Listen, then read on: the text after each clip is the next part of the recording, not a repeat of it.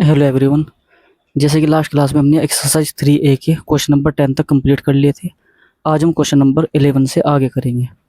यदि आपने वो क्लास नहीं देखी तो सबसे पहले आप उस क्लास को देखिए, और साथ ही साथ मैंने दोनों की क्लासेस कराई हुई है, दो क्लासेस, कॉन्सेप्ट क्लास 1 और कॉन्सेप्ट क्लास 2, तो उन्हें भी आपको सबसे पहले देखना है, जिनका लिंक मैं डिस्क्रिप्शन में आपको दे दूंगा।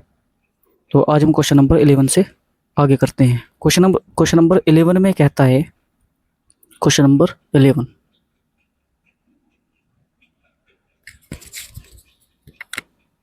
क्वेश्चन नंबर 11 में कहता है 13.96 का whole square minus 15.03 whole square plus 18.09 whole square minus 32.65 that is equal to, ये कहता है कि इसकी वैल्यू क्या होगी। तो आइए देखते हैं।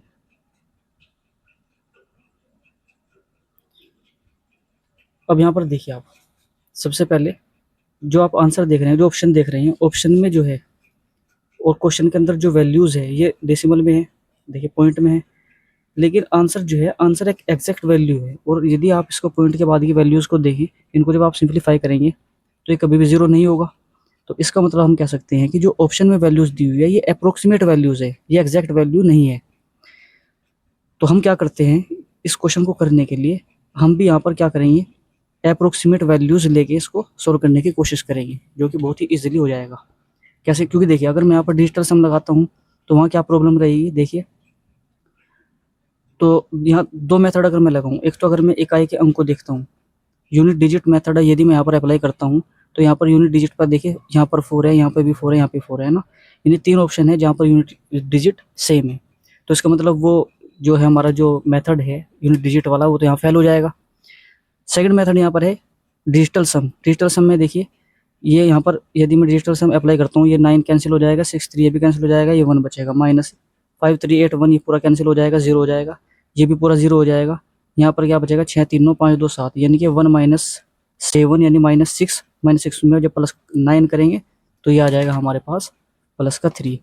तो इस पूरे के पूरे वैल्यू का जो डिजिटल सम होगा वो आएगा प्लस का 3। अब यहाँ पर देखिए, ऑप्शन नंबर ई को देखिए, इसका डिजिटल सम 3 है। यहाँ पर देखिए 5 4 कैंसिल हो जाएंगे, इसका डिजिटल सम भी यहाँ पर 3 है ना। इसी प्रकार यहाँ पर देखिए 6 4 10 और 2 12, इसका भी डिजिटल सम 3 आ जाएगा। यानी कि कहने का मतलब है कि एक से ज़्यादा ऑप्शन ऐसे हैं जिनका डिजिटल सम 3 आ रहा है। तो कहने का मतलब ये हुआ कि हम दोनों ही यहाँ पर न तो हम यूनिट डिजिट मेथड यहाँ पर लगा सकते और ना ही हम यहाँ पर डिजिटल सम लगाएंगे। तो फिर हम क्या करेंगे, जैसे मैंने पहले क्लासेस में, लास्ट क्लास में हमने यहाँ पर क्या किया था, हम लेते थे यहाँ कौन सी वैल्यू, अप्रोक्सीमेट वैल्यूज़।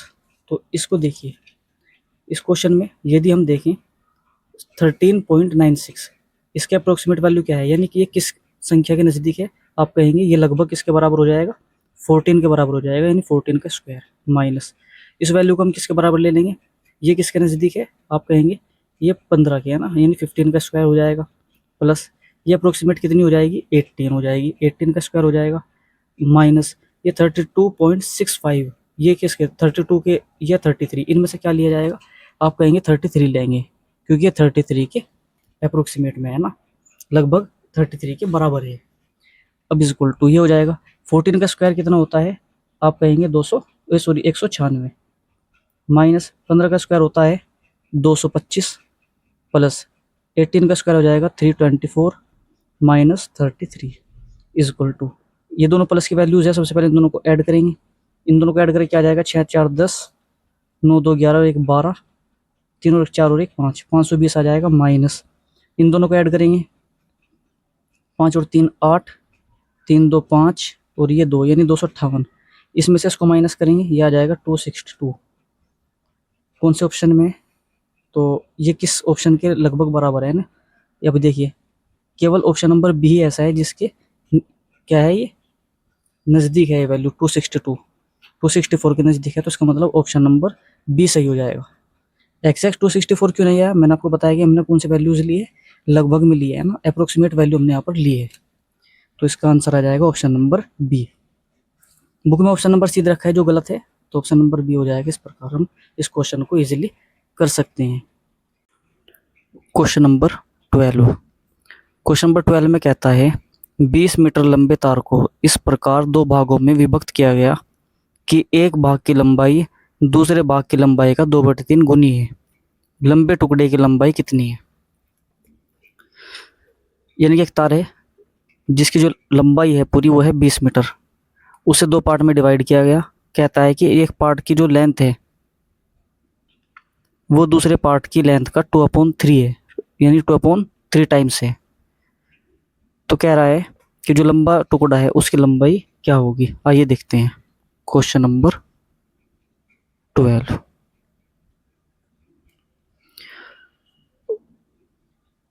मान ले तार, ये एक तार है जिसकी जो टोटल जो लेंथ है, कुल जो लंबाई है वो है हमारी 20 मीटर। ये 20 मीटर है यहाँ तक। इसके दो पार्ट किए गए हैं ना। कहता है कि जो एक पार्ट है वो दूसरे पार्ट का 2/3 टाइम्स है। ये मान लिया अगर ये x है तो ये पार्ट कितना हो जाएगा, 2x/3 हो जाएगा। तो यदि मुझे इस क्वेश्चन में दूसरा भाग, यानी जो दूसरा भाग है उसकी लंबाई का पता चल जाए तो हम इजीली एक भाग की लंबाई पता कर सकते हैं। यहाँ पर हम मान लेंगे कि माना जो दूसरा भाग है उसकी लंबाई है हमारे पास x मीटर। ये बात हमने यहाँ पर मान ली है ना।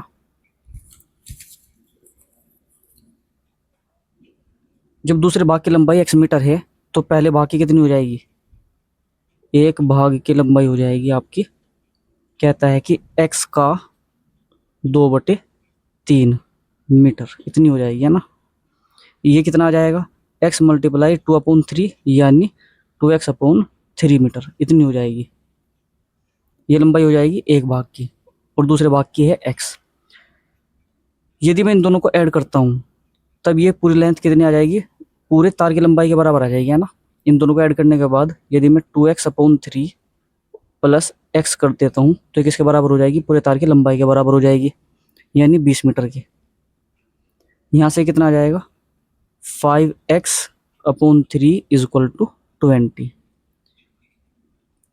अब यहाँ से 3 को इधर लेके जाएंगे तो ये आ जाएगा 5x = 60 और x = आ जाएगा 12।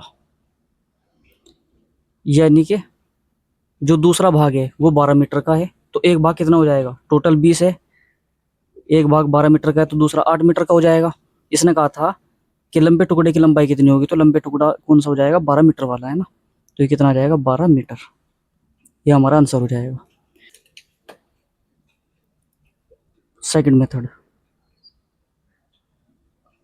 इस क्वेश्चन को करने का एक सेकंड मेथड क्या है, वो ये है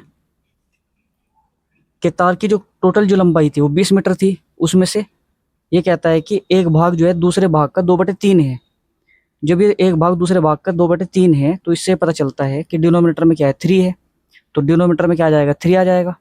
तो इसका मतलब जो लंबा जो टुकड़ा होगा वो 3 से पूरा पूरा डिवाइड हो जाएगा, जो हर में संख्या है उससे पूरा पूरा डिवाइड हो जाएगा।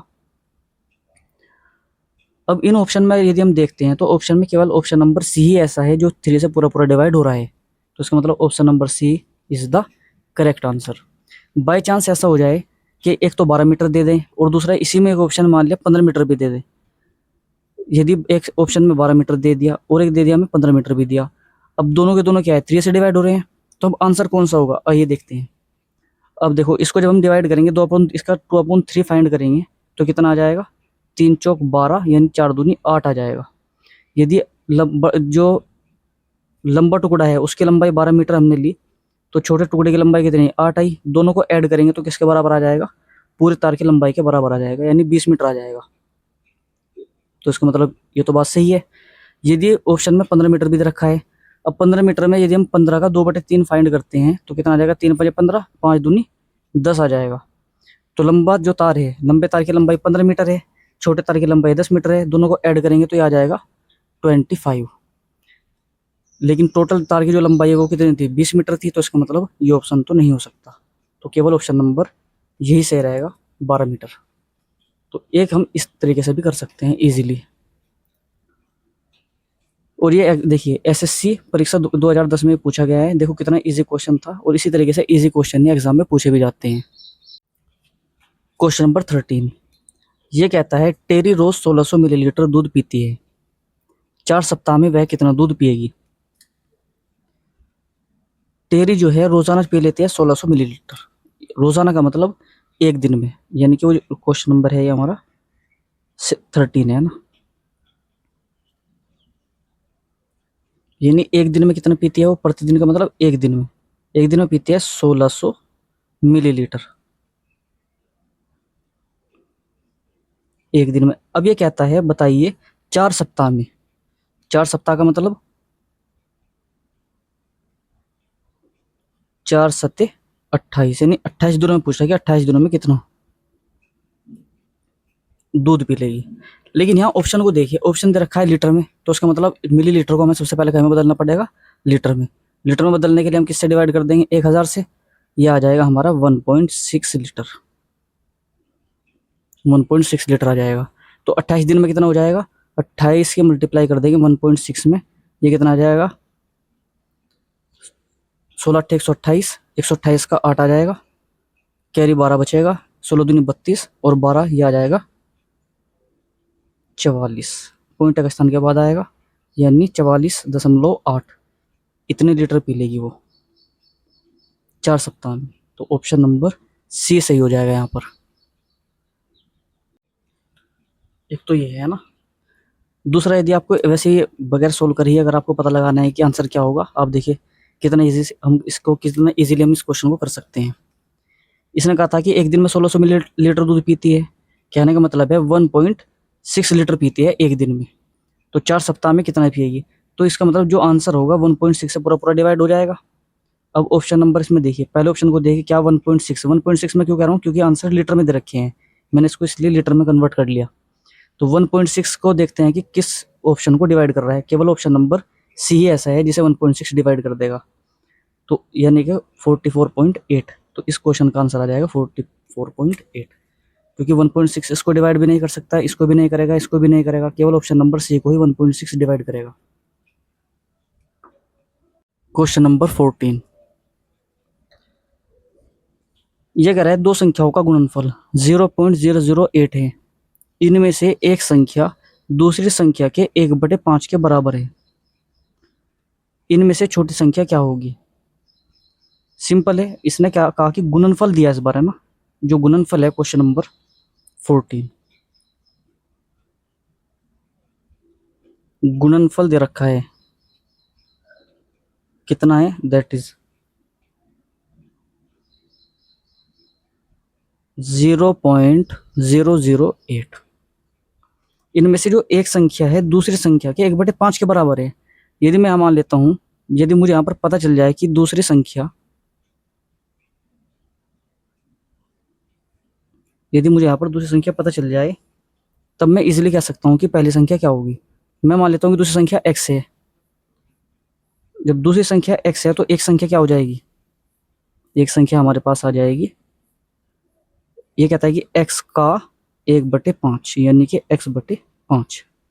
कह रहा है कि दोनों का जो गुणनफल है, किसका, x का और x/5 का, दोनों का जो गुणनफल है ये किसके बराबर है, 0.008 के बराबर है।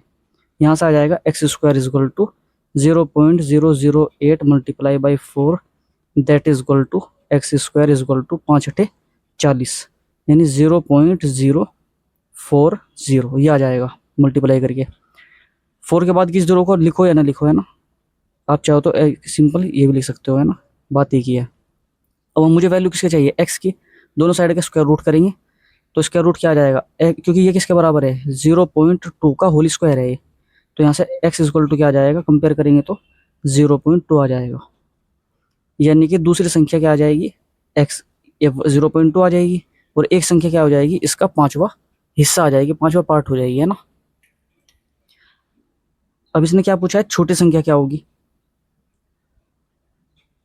तो छोटी संख्या कौन सी होगी, जो 5 से डिवाइड करने के बाद आएगी, यानी कि 0.2 को जब हम 5 से डिवाइड करेंगे तो क्या आएगा, 0.2 को जब हम 5 से डिवाइड करेंगे दैट इज 0.04 ये आ जाएगा। तो यानी कि ऑप्शन नंबर डी सही हो जाएगा ये। तो एक मेथड तो इसका ही है। अब सेकंड मेथड देखते हैं कि हम इजीली इसको कैसे कर सकते हैं कम समय में। अब देखो क्वेश्चन में इसने क्या कहा था, क्वेश्चन में कहा था संख्याओं का गुणनफल ये है और इसमें से एक संख्या दूसरे की 1/5 के बराबर है। जब गुणनफल होगा, जब भी गुणनफल दिया हुआ होगा, ये बात याद रखने की है, जो गुणनफल होगा यानी 0.008, और ये कहता है कि एक संख्या दूसरी संख्या का 1/5 के बराबर है, 1/5वां हिस्सा है ना। तो हम क्या करते हैं, जो डिनोमीटर में संख्या है, इससे पहले क्वेश्चन में हमने क्या किया था, इस क्वेश्चन में जो डिनोमीटर में संख्या थी 3, इससे डिवाइड किया था। लेकिन यहाँ पर क्या दे रखा है, गुणनफल दे रखा है। तो गुणनफल में हम क्या करेंगे, क्योंकि देखो इसने क्या किया था, 2 भागों में विभाजित किया था, यानी कि उसको डिवाइड कर दिया था। तो इसलिए हमने जो डिवाइड में संख्या है नीचे जो डिनोमीटर में दे रखी है, इससे हमने क्या किया था, डिवाइड किया था। यहाँ पर हम क्या करेंगे, इसने कहा है कि गुणनफल दे रखा है, तो यहाँ जो नीचे संख्या, जो हर में जो संख्या है 5, इसकी हम गुना कर देंगे किसमें, इस संख्या में। तो जैसे हम 5 के इसमें मल्टीप्लाई करेंगे तो ये आ जाएगा 5 × 40, 0.04, ये आ जाएगा, है ना। 4 लिख लो या 40 लिखो, बात एक ही है। हम ऐसे भी इसको इजीली कर सकते हैं। ऑप्शन नंबर डी बिल्कुल सही हो जाएगा। क्वेश्चन नंबर 15, क्वेश्चन नंबर 15 में ये कहता है 25 × 3.25 प्लस 50.4 डिवाइडेड बाय 24, कहता है find the value of the given problem. ये कहता है कि ये किसके बराबर हो जाएगा। अब यहाँ पर क्या है, एक तो वही कि हम यहाँ पर डिजिटल सम फाइंड कर लें, लेकिन इस क्वेश्चन में डिजिटल सम फाइंड करने की कोई ख़ास ज़रूरत इसमें नहीं है।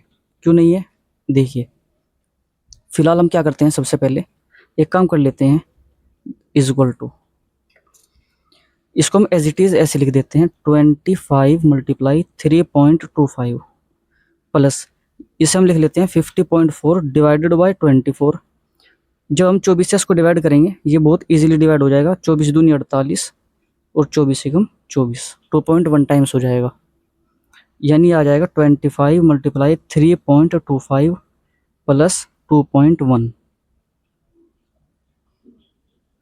अब यहाँ से हम क्या कर सकते हैं, चाहो तो एक काम करिए, इस पॉइंट को यहाँ पर से कैंसिल आउट कर लीजिए ना, यहाँ से क्या इस पॉइंट को हटाएंगे यहाँ से, जैसे हम इसको एलिमिनेट करेंगे तो ये क्या हो जाएगा, 25 × 325 अपॉन, पॉइंट की जगह पे नीचे 1 लगाएंगे, आगे 2 अंक है तो 2 0 लगाएंगे, 25 चौका 100, ये 4 बार डिवाइड हो जाएगा, इज इक्वल टू 4 से इसको भाग करेंगे, 4 × 8 = 32, 4 एकम 4, पॉइंट लगा के 0 उतारेंगे, 4 दूनी 8, ये आ जाएगा प्लस 2.1। इन दोनों को ऐड करेंगे, ऐड करने के यहाँ 0 लगा लेते हैं, ये 5 आएगा, 213 आएगा, पॉइंट के बाद 35 कौन से में, ऑप्शन नंबर बी में, तो इसका मतलब ऑप्शन नंबर बी सही हो जाएगा, ये हो जाएगा 83, ये आंसर आ जाएगा। चाहो ऐसे कर लो, फिर डायरेक्ट क्या करो, इन दोनों के आपस में मल्टीप्लाई कर लो, जो आएगा उसमें इसको ऐड कर लो, एक मेथड इसका ही है। तो देखो बहुत ही इजीली हमने इस क्वेश्चन को कर लिया है। और देखिए ये क्वेश्चन बैंक पीओ परीक्षा 2010 में पूछा गया है। तो देखिए सभी क्वेश्चन को देखिए क्या लेवल है, बहुत इजी लेवल है सभी का। और देखिए एसएससी में, बैंक पीओ में, इस प्रकार सभी एग्जाम्स में जो सामने रखे आप खुद देख सकते हैं, कुछ भी नहीं, बहुत इजी कैलकुलेशंस आती है। यूपी पुलिस में, दिल्ली पुलिस में, सभी में इस तरह के क्वेश्चंस पूछे जाते हैं। तो आज हमने क्वेश्चन नंबर 15 तक कंप्लीट कर लिए हैं। नेक्स्ट क्लास में हम क्वेश्चन नंबर 16 से आगे करेंगे। तो मिलते हैं नेक्स्ट क्लास में। उम्मीद है सभी क्वेश्चंस आपके समझ में आए होंगे। इन सभी क्वेश्चंस की प्रैक्टिस करनी है, और जो मैंने कॉन्सेप्ट क्लास 1 और 2 कराई है, उन दोनों क्लासेस को अच्छे से करके आना है, उनको एक मरतबा देख लेना। मिलते हैं नेक्स्ट क्लास में।